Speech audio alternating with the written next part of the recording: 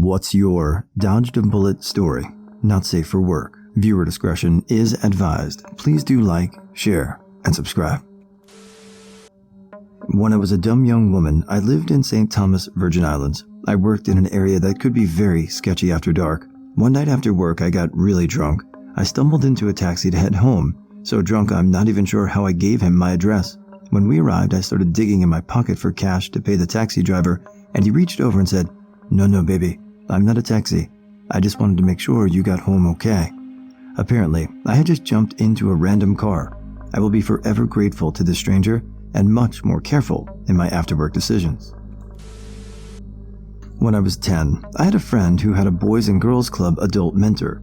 My friend invited me to come meet him, and I was immediately creeped out. The way the dude smiled at me gives me nightmares. 2 days later, a local news story identified him as a child molester, and he had been molesting my friend for 2 years at that point. I will always trust my gut when it says, get the fuck out of here. Had gallstones, and the doctor gave me a choice between surgery to remove the gallbladder or antibiotics. I chose the surgery, which is very unlike me. When they started the surgery, they found out the gallbladder had burst and the stones were in my body cavity. What was supposed to be a short procedure through the belly button turned into a 10-inch incision to remove the stones. I was supposed to leave the hospital that day, but it turned into a week.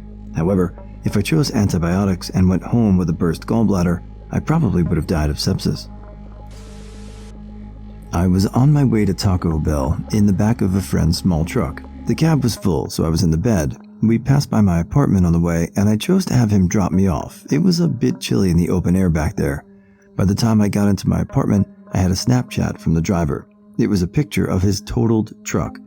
While he was stopped at an intersection, a drunk driver approached from the opposite direction going 100 plus.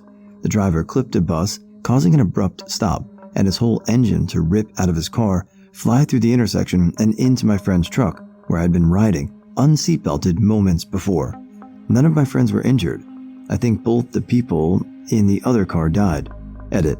To the dozens of people saying that my friends were only involved in the accident because of the deviation to drop me off, you're not wrong, but it still feels like I dodged a bullet. Furthermore, the route from point A to Point Taco Bell went directly past my apartment on a low-speed residential street. The time it took for me to hop out of the back as they drove by added maybe 30 seconds to their journey. In a small rural college town at night, this may have made enough of a difference, but if we had been there earlier, maybe we would have been turning into the intersection. I'd have been broadsided by the flying engine instead of it hitting my friend's car head on. Who knows? I'm just happy to be alive and excited to see what today holds. I was dating a girl for a while, and despite living and working on the opposite side of town, she'd always be near this one neighborhood coffee shop that I frequented, so I'd randomly run into her there and ask what brought her to that neck of the woods. She's usually reply, grabbing some coffee, or I had a hunch you'd be here and wanted to say hi. One day, she up and moves out of the state with zero warning and tells me that we aren't dating anymore. I was confused, but it was casual, so while it sucked, I just thought, oh, she probably had some family emergency or something and didn't want to tell me. A few weeks later, on her Snapchat, I see that she's just making absolute stacks in San Diego and is always wearing the same uniform in these pictures. I was a bit confused, but I didn't think much of it. I started dating this other chick who frequented the aforementioned coffee shop, and after a month or two of dating, the first chick comes back and starts hanging out with her a bunch around the same neighborhood the coffee shop was in. A week later, both of them are moving to San Diego and want me to come with them, live with them, and work where they work. Something just felt extremely fishy, so I said no, and off they went. Eventually, a picture got posted with both of them in it, in front of a very strange but very instantly familiar building, the HQ of the Church of Scientology. The reason the original chick was always in that neighborhood is because Kitty Corner from the coffee shop was the local chapter of the Church of Scientology. She got pretty ingrained in the church and moved to San Diego to work for them, then came back to recruit gullible people to come back with her. And that's the story of how I lost 2 girlfriends to the Church of Scientology and was none the wiser. Definitely glad I dodged that bullet. My father competed in the Boston Marathon the year of the bombing. Thankfully, he finished about 90 minutes before the explosion, and we already are away from the race. I got into a car accident that seriously fucked me up. During the initial scans to see how dented up I was from the accident, they found a mass on my pancreas. Turns out I have PNETS, endocrine tumors. It was just sitting there, getting bigger. I took a bullet to dodge a bullet. I left the store, and it soon became obvious something was wrong with my car. I pulled into the Walmart parking lot I was by, and yep, flat tire on the front left side. My rather pregnant wife and 3-year-old daughter get out. It was hot. Got out of the crappy scissor jack that came with the car, and I was about to get started when my brother-in-law stopped to see if we needed anything. So I said, maybe let them sit in your car while I change the tire. I loosed the lug nuts, jacked the car up, pulled the lug nuts off, and tire is a little stuck. I lay down partially under the car to pull in the tire. The next thing I hear is my brother-in-law shouting, "Look out!" So I just roll away from the car, and the very next thing I hear is crunching metal. The crappy jack had snapped in half, dropping the car all the way to the ground where my arm and shoulder had been like 1 second earlier. No damage done to me, but I had to walk the adrenaline rush off for a few minutes after that. Fortunately, we had AAA, so they sent a guy to come fix it. The tow truck driver said he'd seen those jacks snap a bunch of times. So, if the only jack you have for your car is the crappy screw-type jack, please buy a better one, please. I do not expect to come that close to getting injured and not having anything happen twice in one lifetime. I've got an almost literal dodged a bullet. I was cutting a tree with a chainsaw. The saw wasn't mine. It was old, and I don't know how well maintained it was. The chain broke and came whipping back at me. I didn't even react. It was too fast. I didn't feel any pain. I turned and saw the chain was hanging, half stuck into a tree behind me at head-neck level. The tree was directly behind me, in a straight line from the chainsaw. Somehow, the chain whipped off, curved around my head or neck, and buried itself in a tree 3 feet behind me. If it had gone straight, I would be dead or disfigured. I didn't even try and take the chain with me. I just called it a day, walked off, and didn't pick up another chainsaw for about 6 or 7 years. Phew. Was helping 2 other people cut down a tree with a chainsaw after a storm that knocked out power. We had to get specific trees down before the electric company would come out to fix the lines. The tree snapped and gave way above the chainsaw cut and kissed my lip. If I was standing an inch further, it would have been extremely painful. Me and my girlfriend at the time were traveling from New Zealand to my family back home in Sweden. We both decided to spend a bit more money to fly back to New Zealand through Paris instead of Amsterdam, just because we wanted to see the Eiffel Tower. It cost us maybe an extra $50, and we got to see it on landing and then takeoff, but never actually set foot in Paris proper because we were poor students. When we landed in Auckland, New Zealand, jet lagged to shit, we turned on our phones and noticed that we have about 50 missed calls from our travel agent, which was odd. When we call her, she sounds super relieved and out of breath. She tells us the flight she originally suggested to us, the one from Amsterdam to Kuala Lumpur, was shot down over Ukraine.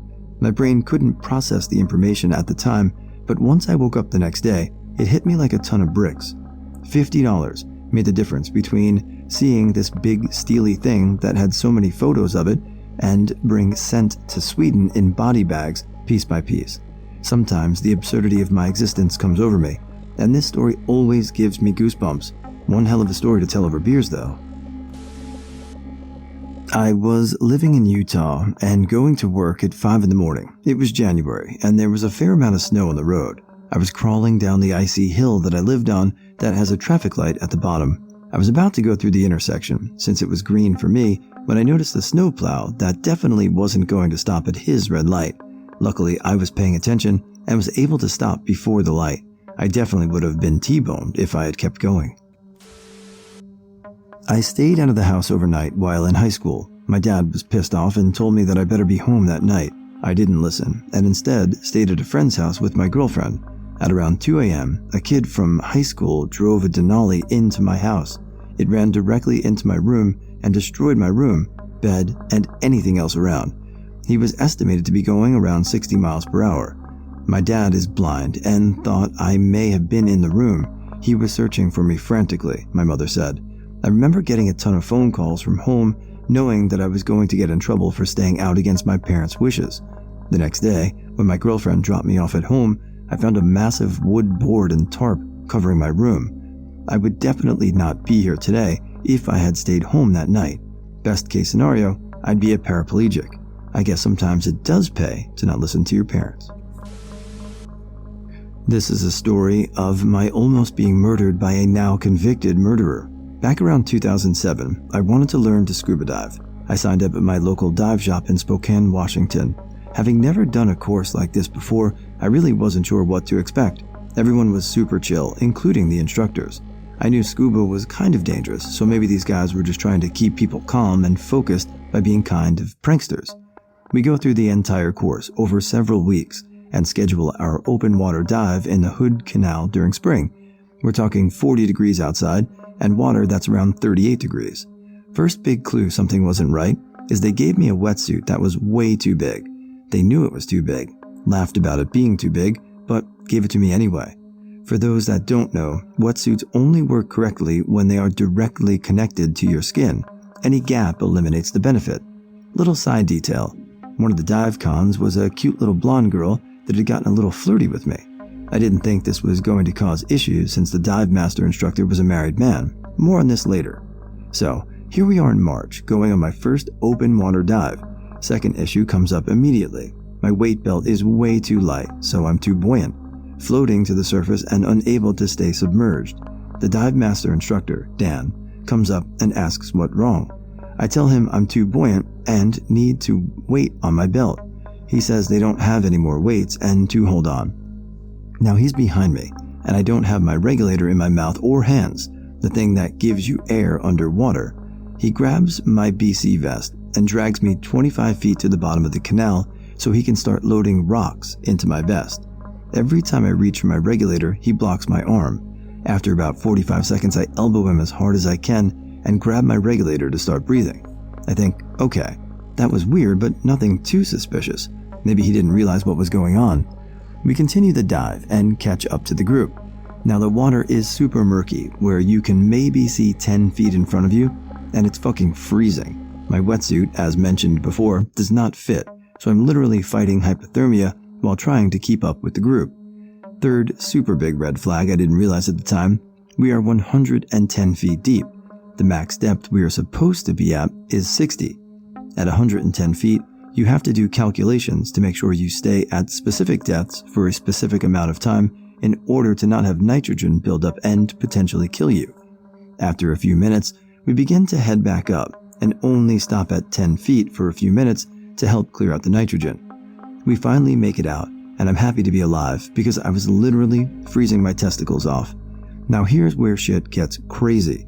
The next group that goes out, one of the students, an older gentleman in his 50s, drowns. There's chaos and panic as they bring him up and start doing CPR. His wife is there, and here's I'm an ordained minister, a story I had told during class about getting ordained to do a friend's wedding. Definitely not a real minister. The wife of the deceased asks me to pray over her husband and give him his last rites. I don't know what this means at the time, but I try and oblige anyway. Sorry, dead guy, if you didn't make it into heaven, I tried. The EMS finally come and take him away. The next day, we go out for our second and last class, and though everyone was very somber, nothing seemed weird. Fast forward 3 years, I'm called in to give my account of the events that day from the attorney of the late guy's wife. Attorney asks me if anything weird had happened, so I tell her about the wetsuit, the being dragged to the bottom because I didn't have enough weights, and the 110 depth detail. Her jaw drops. Asks me if we had ever been trained to take our weight belts off in an emergency situation, a standard lesson for all scuba divers. I answer no, we had not. She says the student that was found had his weight belt around his ankles because he didn't know how to take it off while panicking. Crazy. Several years go by, and I hadn't heard anything more on what had happened to this dive instructor. I'm invited to a wedding in Costa Rica and decide to go get some snorkeling gear at a local dive shop in Coeur d'Alene ID. I mention to the owner that I'm certified, but wondered if I should just do a refresher course or get recertified because one of the students died. The owner's jaw drops, and he says, "Holy shit, were you in the Dan Ortega class?" I say, "Yeah, why?" He says, "You know he's in prison now, right? That dude's a convicted murderer." I told him I had no idea, and he said, "Look it up on Google." Now here's what's crazy. Remember that little cute blonde that was flirting with me? Well, turns out Dan, the dive instructor, was having an affair with her at the time, but had gotten caught a few years into it. And after a few other students reported almost dying in this guy's class, the cute little dive con came to his apartment to tell him she was going to turn him in. The dive instructor shot her in the head and killed her. I don't know if the student's death was ever pinned on him, but this motherfucker was a straight-up killer, and from my experience, playing super loosey-goosey with the protocols for diving students, which was leading to their deaths. Partying in Mexico dance clubs, Tijuana. I went to the bathroom. On my way there was a group of people smoking pot. They offered, so I took a hit. I proceeded to go into the bathroom and pee. When I came out of the bathroom, the group of people smoking pot were being arrested by federales, Mexico police. I just kept on walking. Mexico jail is the last place I would want to be. You're right. This is the most recent dodge for me, and just happened a couple of weeks ago. We visit my in-laws every single Saturday for dinner. We leave around the same time and take the same exact route home. This time, I realized we forgot something, so I told my husband to get into the other lane to go straight and head back to their house instead of taking the exit for the highway. We're sitting at a red light, and suddenly a loud screeching sound of someone slamming on their brakes as they try to not go through the red light in the lane we were supposed to be in. Then another person follows suit and slams right into them. The second person hit so hard, she knocked herself out and knocked the first car through the intersection, and they went about 75 feet. I just had back surgery, so it would not have ended so well for us. The girl in the second car had no idea what happened. I'd planned on doing some grocery shopping one afternoon after running other errands in the morning. By the time I got done with my morning errands, the weather looked quite gloomy, so I decided to leave the groceries for another day. Just as I got home, I got frantic texts from a friend of mine asking if I'm okay and to respond immediately. Apparently, around the time I decided last minute to forego shopping, someone opened fire at that exact grocery store I planned on going to. If I remember correctly, fortunately nobody got hurt and the shooter got apprehended quite quickly.